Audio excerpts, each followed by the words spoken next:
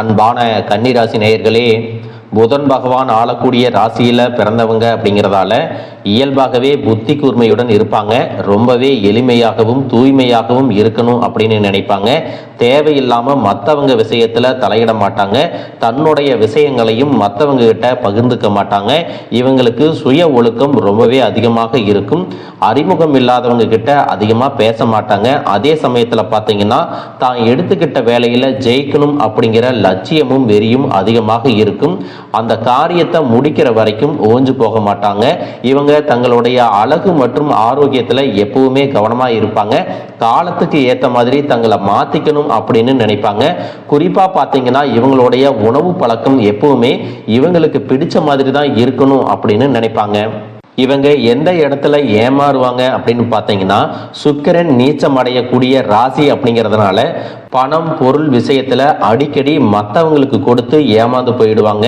இவங்களுடைய இரக்க குணத்தை சிலர் பயன்படுத்திட்டு அடிக்கடி புலம்பி பேசிட்டே இருப்பாங்க. அவங்களுடைய புலம்பலை கேட்டு மனசு இலகி அவங்களுக்கு பண உதவிகள் பொருள் உதவிகள் எல்லாம் செய்வாங்க. இது இவங்க வாழ்க்கையில ஒரு முறை மட்டுமல்ல பல முறை தொடர்ந்து நடந்துகிட்டே தான் இருக்கும். எந்த ஒரு வேலையை செஞ்சாலும் அர்ப்பணிப்போட தான் செய்வாங்க. புதன் ஆளக்கூடிய ராசி அப்படிங்கிறதால வியாபாரத்துல மிக சிறப்பா செயல்பட முடியும்.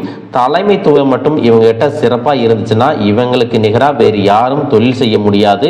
உங்களுக்கு சில இடங்கள்ல கூச்ச சுபாவம் இருக்கிறதால இவங்க என்ன நினைக்கிறாங்க அப்படிங்கிறது யாராலையும் கண்டுபிடிக்க முடியாது. ஆனாலும் தங்களுக்கு பிடிச்ச நபர்கள் கிட்ட அதிகமான அன்பும் பாசமும் வச்சிருப்பாங்க. அறிவார்ந்த நபர்களை தான் அதிகமா விரும்புவாங்க. எந்த ஒரு கஷ்டமான வேலையா இருந்தாலும் அதை கச்சிதமா முடிக்கிற அளவுக்கு கில்லாடிங்களா இருப்பாங்க. அன்புக்கும் பாசத்துக்கும் அதிகமா ஏங்கி கிடப்பாங்க. காதலை பொறுத்த வரைக்கும் இவங்க எப்பவுமே உண்மையானவங்களா இருப்பாங்க. எந்த இடத்திலையும் தன்னுடைய துணையின் குறைகளை எப்பவுமே வெளியே சொல்ல மாட்டாங்க. எப்பேற்பட்ட சூழ்நிலை இருந்தாலும் அதையெல்லாம் அட்ஜஸ்ட் பண்ணிட்டு வாழ்ந்துட்டு இருப்பாங்க. மனசளவில் ரொம்பவே வலிமையா இருப்பாங்க. இப்படி சிறப்பான குணங்கள் இருக்கக்கூடிய கன்னிராசி நேயர்களுக்கு இனி வரக்கூடிய காலங்கள்ல பாத்தீங்கன்னா கன்னிராசி உத்திரம் 2, 3, 4 பாதம் மற்றும் அஸ்தம் நட்சத்திரம், சித்திரை 1, 2 பாதம் நட்சத்திரக்காரங்களுக்கு உங்களுடைய ராசிக்கு விரையாதிபதியான சூரியன் சுகஸ்தானத்துல இருக்கிறாரு. இது ஒரு பக்கம் உங்களுக்கு சிறப்பான பலன்களை கொடுத்தாலும் இன்னொரு பக்கம் நீங்க சிரமங்களை அனுபவிக்க வேண்டியது இருக்கு. அதுக்கு என்ன காரணம் அப்படின்னா செவ்வாய் கிரகம் வலிமையான இடத்துல இருக்கிறதுனால உங்களுடைய மனசுல துணிச்சல் தைரியம் அதிகரிக்கும்.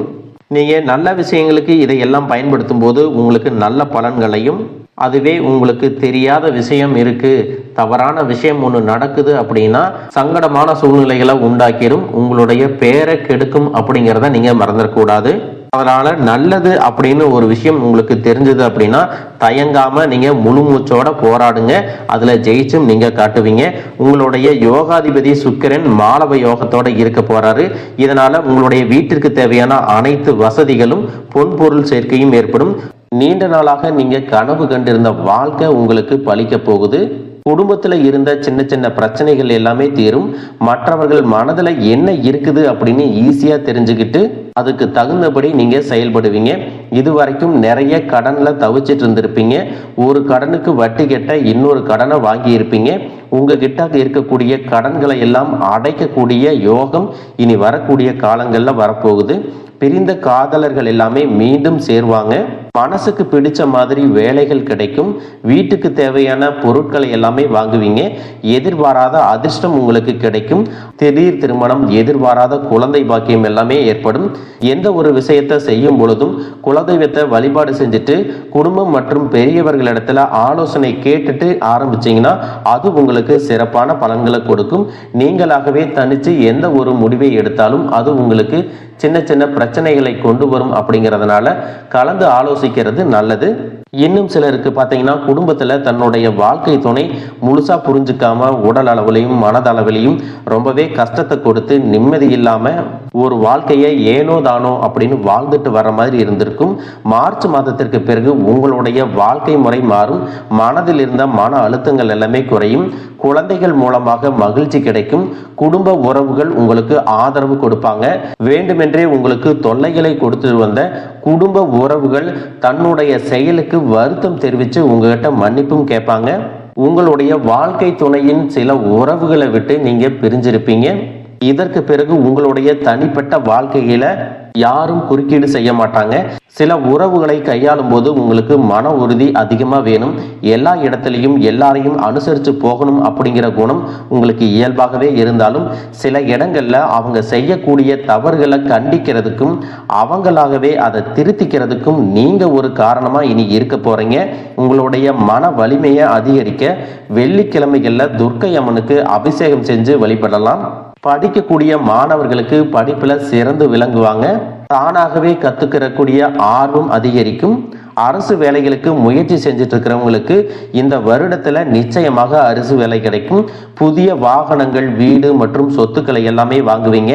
வயோதயத்துல தன்னுடைய குழந்தைகளோட சண்டை போட்டுக்கிட்டு மன கஷ்டத்திலையும் பிரச்சனைகளையும் உண்டாக்கிட்டு இருந்தவங்க தன்னுடைய தவறுகளை உணர்ந்து குடும்பத்தோடு ஒன்னா சேருவாங்க. அவர்களுடைய இறுதி காலம் நிம்மதியாக இருக்கும்.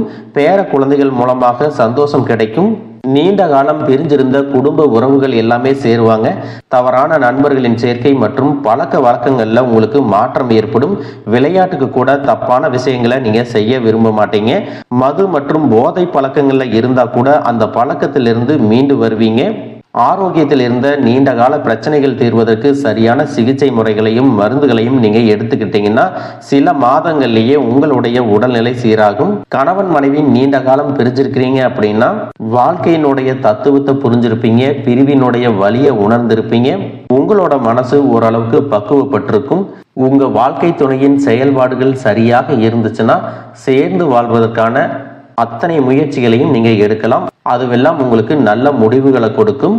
குடும்ப உறவுகள் மற்றும் நண்பர்களுடைய முயற்சியால உங்களுக்கு புதிய வாழ்க்கை கிடைக்கும். நமக்கு இருக்கிற இந்த வாழ்க்கையை நம்ம சிறப்பா வாழணும் அப்படின்னா நம்ம விட்டு கொடுத்தாதான் நமக்கு மற்றவங்க விட்டு கொடுப்பாங்க அப்படிங்கிறத நீங்க எப்பவுமே மனசுல வச்சுக்கணும். தேவையான இடங்கள்ல அன்பு காட்டுங்க. அவசியமான இடங்கள்ல கண்டிப்பாகவும் நீங்க நடந்துக்கணும். இதுவெல்லாம் மற்றவங்களுடைய வாழ்க்கையில நடக்கும். எனக்கு நடக்குமா? இதுவரைக்கும் நான் கஷ்டத்தை மட்டும்தான் அனுபவிச்சு வந்திருக்கிறேன், எனக்கு இந்த வாழ்க்கை வேண்டாம் அப்படின்னு என்னைக்கும் இந்த வாழ்க்கையை வெறுக்காதீங்க. சந்தேகமும் படாதீங்க. இந்த வாழ்க்கையில ஒவ்வொரு விஷயத்தையும் முயற்சி செய்யறவங்க தோத்தாலும் ஜெயிச்சுக்கிட்டு தான் இருக்காங்க. எந்தவித முயற்சியும் செய்யாதவங்க தான் தன்னுடைய ஜாதகம் சரியில்லை, தன்னுடைய தலைவிதி இப்படிதான், தனக்கு நல்லதே நடக்காது, மற்றவங்களுக்கு மட்டும்தான் இது நடக்கும், நான் ராசி இல்லாதவன் அப்படின்னு தனக்குத்தானே ஏதாவது ஒரு காரணங்களை சொல்லி வயசையும் காலத்தையும் நேரத்தையும் வீணாக்கிட்டு இருக்கீங்க. நம்ம வாழ்க்கையில சின்ன மாற்றங்கள் மிகப்பெரிய சந்தோஷத்தை எதிர்காலத்துல கொடுக்கும் அப்படிங்கிறத நீங்க நினைவுல வச்சுக்கணும். எல்லா இடத்துலையும் எல்லாரையும் மாற்றணும் அப்படிங்கிற மனநிலை இல்லாம எது உங்களுடைய வாழ்க்கைக்கு தேவையோ அதை நீங்க மாத்திக்கணும் அப்படிங்கிறத நீங்க கவனத்துல வச்சுக்கணும். உங்களுடைய சந்தோஷமான வாழ்க்கை நீங்க எடுக்கக்கூடிய முடிவுகள்ல தான் இருக்கு. இது வரைக்கும் நீங்க செஞ்ச நல்ல விஷயங்களும் தான் இப்ப வரைக்கும் உங்களை வாழ வச்சுக்கிட்டு இருக்கு. இனிமேதான் உங்களுடைய வாழ்க்கைய நீங்க நிம்மதியா வாழ போறீங்க. பொது வாழ்க்கையில இருக்கிறவங்களுக்கும் அரசியல்ல இருக்கிறவங்களுக்கும் பார்த்தீங்கன்னா கடினமான உழைப்புக்கு பிறகு உங்களுக்கு மக்களுடைய செல்வாக்கு அதிகரிக்கும். புதிய பதவிகளும் பொறுப்புகளும் கிடைக்கும். முக்கியமா பெண்களுக்கு திடீர் அதிர்ஷ்டம் உண்டாகும். சினிமா, இசை, கலைத்துறையில இருக்கிறவங்களுக்கு அவர்களுடைய முயற்சிகள் சிறந்த பலனை கொடுக்கும். கொஞ்சம் கொஞ்சமா பணத்தை சேமிக்கணும் அப்படின்னு ஆசைப்படுறவங்க வங்கிகள் மற்றும் தபால் நிலையங்கள், பங்கு சந்தைகள்ல முதலீடு செய்யறது மிகப்பெரிய பலனை பிற்காலத்துல கொடுக்க போகுது. இன்னும் சிலருக்கு பார்த்தீங்கன்னா எத்தனையோ காரணங்களை எல்லாம் சொல்லி அவர்களுடைய திருமணங்கள் தடைபட்டு நின்றிருக்கலாம். புத்தாண்டுக்கு பிறகு உங்களுடைய மனசுக்கு பிடிச்ச மாதிரியான வரன் கிடைக்கும். நல்ல புரிதலோடு இனிமையான திருமண வாழ்க்கை அமையும். ஐடி மற்றும் கணினி துறையில இருக்கிறவங்களுக்கு பணியிட மாற்றம் இருக்கும். வருமானம் அதிகரித்தாலும் செலவுகளும் அவங்களுடைய சேமிப்பை குறைக்கும். திட்டமிட்டு செயல்படுவதன் மூலமாக தன்னுடைய வருமானத்தின் ஒரு பகுதியை சேமிக்க முடியும். பூர்வீக சொத்துல இருக்கக்கூடிய பிரச்சனைகள் எல்லாம் தீரும்.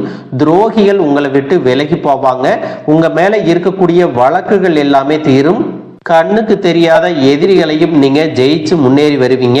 அசையும் மற்றும் அசையா சொத்துக்கள் எல்லாத்தையும் வாங்குவீங்க. வீட்டுல சுபகாரியங்கள் நடக்கும் பொழுது நீண்ட காலமாக பிரிஞ்சிருந்த உறவுகள் ஒன்றாக சேர்வதற்கான வாய்ப்புகள் கிடைக்கும். சகோதரர்களுடன் இருந்த மனக்கசப்புகள் எல்லாமே நீங்கும். குடும்ப ஒற்றுமை பலப்படும். கடவுளை முழுசா நம்புங்க. கிரக நிலைகள் உங்களுக்கு துணை செய்யும். உங்களுடைய வேண்டுதல்கள் எல்லாமே பலிக்கும். இந்த 2026ஆம் ஆண்டுல நீங்களும் சரி, உங்களை சுத்தி இருக்கிறவங்களும் சரி, புதுவிதமான வாழ்க்கையை சந்தோஷமா வாழ போறீங்க. வாழ்க வளமுடன், வாழ்க பல்லாண்டு.